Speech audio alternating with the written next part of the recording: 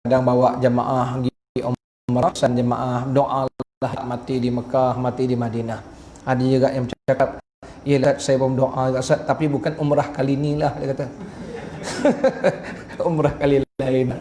Takut juga hati ya. Yalah, betul juga. Kalau boleh umrah kali lain lah. Maknanya esok Allah jemput lagi kita datang. Allah, tuan-tuan dapat meninggal di Madinah ni. Allah mulia sungguh. Antara sahabat kita yang meninggal di Madinah, sahabat saya ialah Ustaz Nur Azli Musa. Orang panggil Ustaz Taliban tu. Ustaz Azli Musa meninggal di Madinah. Makamkan di Baqi'. Masya Allah, tabarakallah. Allah beri kemuliaan. Baik, itu namanya berdoa tu, sunat. Jadi bacalah doa ni bila-bila masa kita ada. Seterusnya, bab sunnah menghiburkan hati orang yang sakit.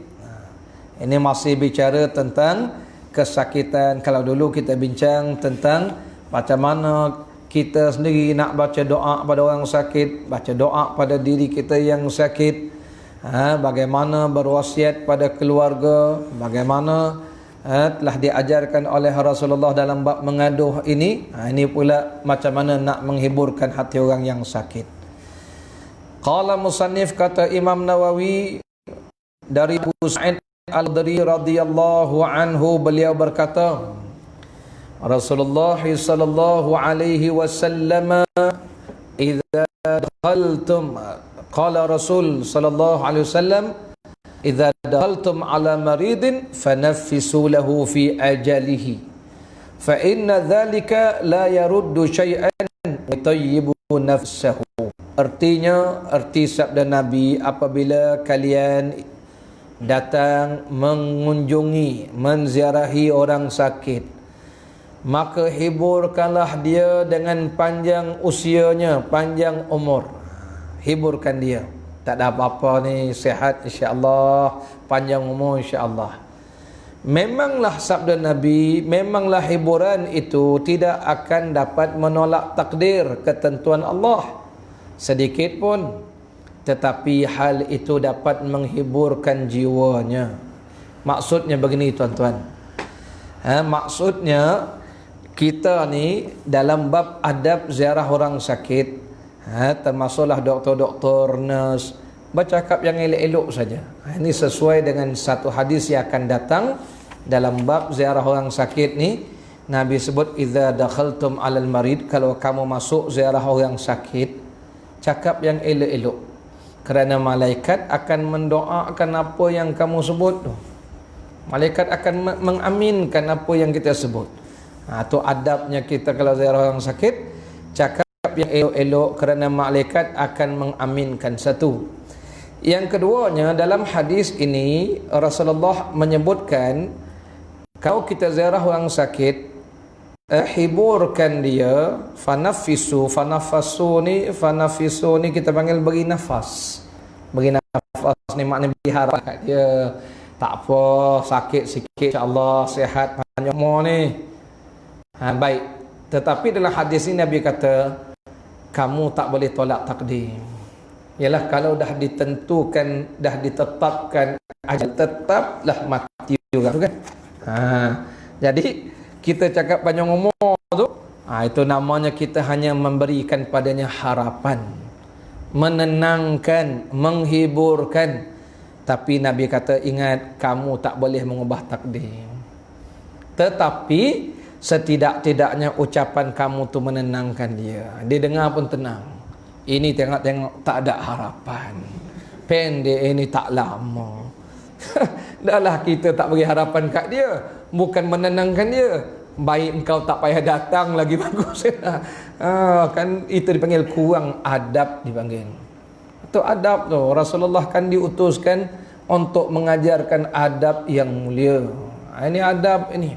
Betul, para jemaah dirahmati Allah, Islam ni mengajar kita banyak benda Nabi ajar.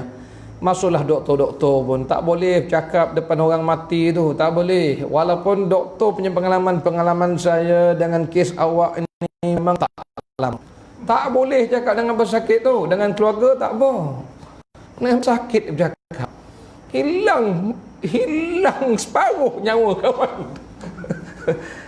Allah, kecuali orang beriman ya, orang sahabat saya almarhum dah meninggal, Ustaz Azman Bidin.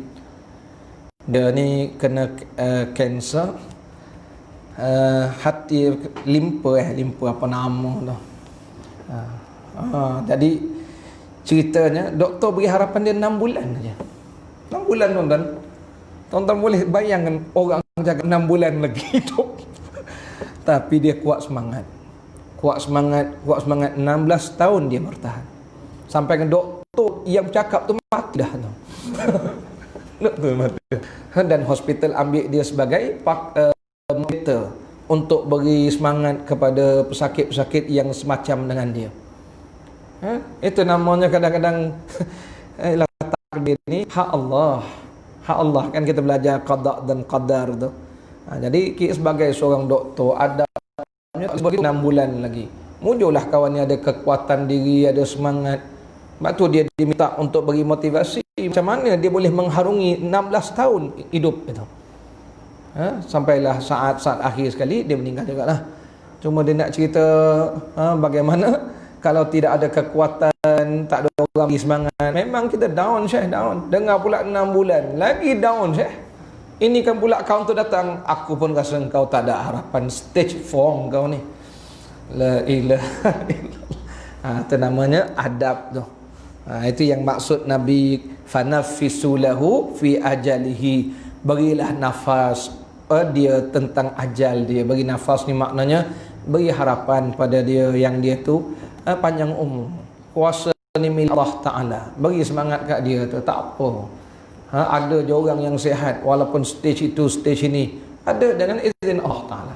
Jadi dia dengar tu, walaupun kita tak boleh ubah takdir, doktor dah kata pengalaman kan, pengalaman doktor pun kita tak nafi kan.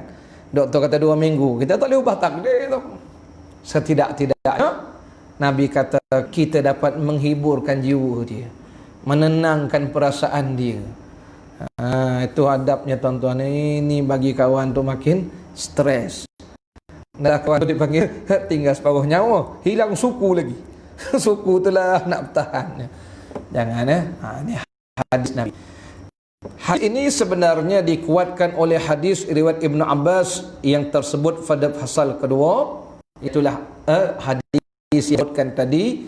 Nabi bersabda, kalau ziarah orang sakit dan elok-elok, kerana malaikat akan mengaminkan apa yang kita sebut. Bacaan orang sakit untuk orang sakit yang dibaca di samping orang sakit, iaitu la ba'sa tuhur insya-Allah. Ada satu lagi doa yang Nabi ajar kalau ziarah orang sakit itu, kita sebut la ba'sa tuhur insya-Allah. La ba'sa maknanya mengapa, tuhur sehat insya-Allah. Tahur ini kalau ikut bahasa Arab kita ambil taharah. Taharah tu kan kita bersihkan. Jadi maknanya bagaimana hilang penyakit ni insya-Allah. Walaupun kita tak boleh mengubah takdir, Nabi kata tak ni. Tetapi setidak-tidaknya kita telah memberi harapan, memberi semangat pada dia, beri kekuatan. Ini adab kita tuan-tuan ya. Sebab tu kadang-kala seronok kita kalau dapat pedoman-pedoman Nabi sallallahu alaihi wasallam. Ini cara kita yang diajar oleh Rasul. Dan begitu juga satu hari Rasulullah sallallahu alaihi wasallam menziarahi seorang anak muda yang sakit. Ini semuanya dipanggil motivasi nak beri semangat kepada orang sakit. Satu hari Rasulullah sallallahu alaihi wasallam ziarah seorang anak muda yang sakit. Saya tak pasti ada tak dalam hadis ini. Lalu Rasulullah bertanya kepada anak muda tu, kaifa tajidu, bagaimana perasaan kamu sekarang ni? Kata anak muda tu, ya Rasulullah, inni akhullah wa arjuh. Dalam keadaan tuan-tuan dah dikal ni, apa lagi nak tuan-tuan ya? Nak apa tuan-tuan? Jadi kata anak muda ini, inni akhafullah, ya Rasulullah, dalam saat ini saya takutkan Allah. Takutlah tuan-tuan, amal kita banyak mana, hidup kita bagaimana, takut Allah. Wa arjuh, dan saya hanya mengharapkan pada Allah saja sekarang. Nak harapkan siapa? Doktor pun dah kata 6 bulan lagi. Tapi zaman tu tak adalah sebut 6 bulan tu. Cuma dia dah sangat-sangat kritikal. Ya? Jadi macam mana Nabi bagi motivasi pada dia? Nabi kata begini. Tiadalah dua perkara ni dalam hati orang sakit, melainkan Allah Ta'ala akan ampunkan apa yang dia takut dan Allah beri apa yang dia harap. Maka hadis ini mengingatkan kita kalau ziarah orang sakit ni, dalam bab ini apa tadi disebut, dalam bab ini disebutkan kita tak boleh umbah takdir, tapi sekurang-kurangnya kita beri semangat pada dia, beri harapan pada dia, itu mustahak, beri kekuatan pada dia. Satu. Yang keduanya, kita kena beri ingat pada dia. Orang sakit ni kena ada dua benda dalam hidup, dalam hati dia. Pertama, dia kena ada perasaan takutkan Allah. Yang kedua, hanya mengharapkan Allah aja. Nak harapkan siapa ke? Nak harapkan itu, nak harapkan ini. Kita hanya mengharapkan Allah Ta'ala mengampunkan kita, mengharapkan Allah Ta'ala berilah kita besok balasan syurga. Apa lagi tuan-tuan? Dalam keadaan dah kritikal dah, stage 4, stage 5 itu. Benda ni kena ada. Dan Nabi bagi motivasi pada anak muda ni, kalau dua benda ni ada, Allah akan ampunkan apa yang takut tu, Allah ampunkan. Dan Allah akan beri apa yang kamu ndak tu. Kamu nak apa? Nak apa? Nak balasan Allah, nak syurga Allah aja. Nak akan ampun Allah aja sekarang ni. Kita nak agakkan siapa? Jadi dua benda ni.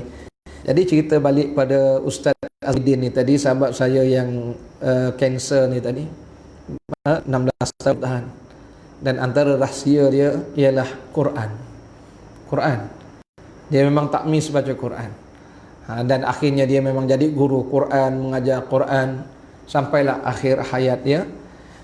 Jadi takdirnya masa akhir hayat ni rupanya dia benda tu jadi panas badan ni, panas. Meninggal saya ziarah, panas badan dia. Inilah kita ingatkan dia. Dua benda yang Nabi sebut, ini akhafullah wa arjuh, aku takutkan Allah dan aku hanya mengharap Allah Ta'ala saja. Jadi hadirin penjemaah dirahmati Allah, itu adab kita ziarah dia. Jadi itulah kekuatan dia sampailah dia meninggal. Bila kita bagi semangat kat dia tu, dia dengan sampai meninggal lah tu. Dia pegang kalimat itu. Satu. Yang keduanya, sahabat saya, anak saudara dia, anak dara umur 20-an, kanser. Sekarang ni kanser apa nama, perempuan payudara. Anak-anak muda pun banyak kena. Jadi dia buat tu kan, minta tolong doakan. Jadi kita bagi nasihat lah, bagi nasihat pada anak saudara awak tu, dua benda ni kena ada. Jadi dia pun bagi nasihat pada anak saudara dia, bawa sampai mati tu lah. Bawa sampai mati tu, apa dia kata tuan? Nabi sebut pada anak muda tu, kalau dua benda ni ada pada orang yang pikal, nanti Allah apa yang dia takut tu Allah ampunkan. Ni pun kita kena pegang jugalah, supaya nanti orang datang kita nasihatkan kita, jangan kita marah dia. Engkau bolehlah cakap, engkau tak rasa. Kita dia marah balik. Itu pentingnya kita ni belajar, waktu sihat ni belajar lah. Dan kalau sakit esok, berhati-hatilah kita, jangan jadi orang yang mengamuk dah. Baca Yasin pun, apa baca Yasin? Siapa nak mati? Tuan-tuan tak jumpa orang macam tu. Enggak, tuan-tuan, marahnya kita baca Yasin. Yasin, siapa nak mati? Cuba dia belajar dengan hadis-hadis Nabi kan seronok.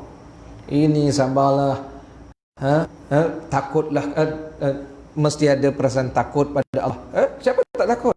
Kenapa nak Allah? Dia lawannya kita balik. Harapkan Allah. Mana harap apa Tuhan? Kalau boleh harap, lama ni aku minta, aku tak harap dah sekarang ni. Main mati tu tak mengharap ke Tuhan. Oh, na'udzubillah min zalik. Sedangkan kita diajar kena takut. Bukan takut apa tuan-tuan.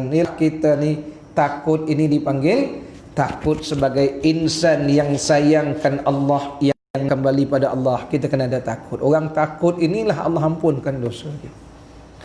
Takut, kita ni takut. Sebab tu tuan-tuan sembahyang tak ada garu punggung tu kan. Pasal apa? Takut tak sah kan? Takut tak sah. Cuba tak rasa takut. Sembahyang ku hidung. Ini nak kita pasal takut tu lah tangan garang gitu ya. Sebab kita ngadap Allah ya. Takut Allah tak terima amal kita. Waktu puasa Ramadan tu kita tak curi-curi makan, sebab takut.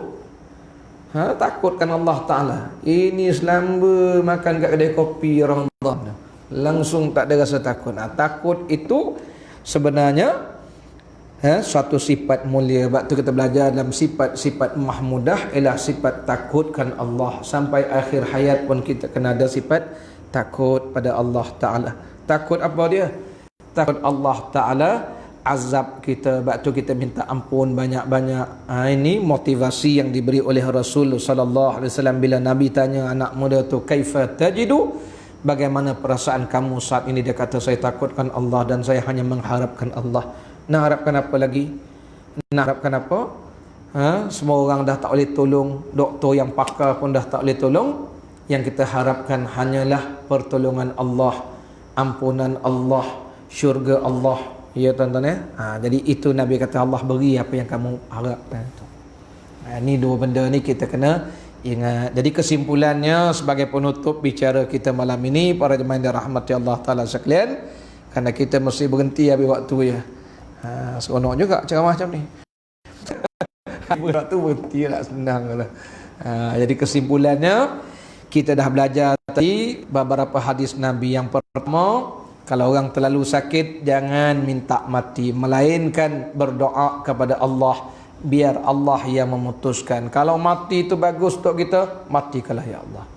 Hidup panjang umur itu bagus untuk aku ya Allah, kau panjangkanlah umur aku ya Allah. Serah pada Allah. Kecuali dalam keadaan mengancam nyawa, mengancam akidah, sebagaimana yang saya sebutkan tadi. Yang pertama. Yang keduanya, sunat bagi kita berdoa dimatikan meninggal di negeri yang mulia, khususnya negeri Mekah dan Madinah Al-Munawwarah. Yang tiganya, sunnah yang diajarkan oleh Rasul, kita ni tidak boleh mengubah takdir bila ziarah orang sakit. Tapi Nabi berpesan, berilah harapan pada dia untuk dia panjang umur, berilah semangat kepadanya bahawa dia dapat ampunan Allah Subhanahu wa Ta'ala di atas api dan juga apa yang dia harapkan itu. Ini jadi pegangan hidup kita, amal hidup kita sesuai dengan petunjuk Rasulullah sallallahu alaihi wasallam. Wallahu taala a'la wa a'lam. Habis, ada soalan? 8.45, 3 minit lagi. 3 minit lagi. Nak baca bab seterusnya tu panjang, ada banyak bincang. Bab seterusnya nanti ialah memuji amal orang sakit apabila ia kelihatan dalam keadaan bimbang, supaya hilang dapat sangka kepada Allah. Di sini tajuk hadis tu.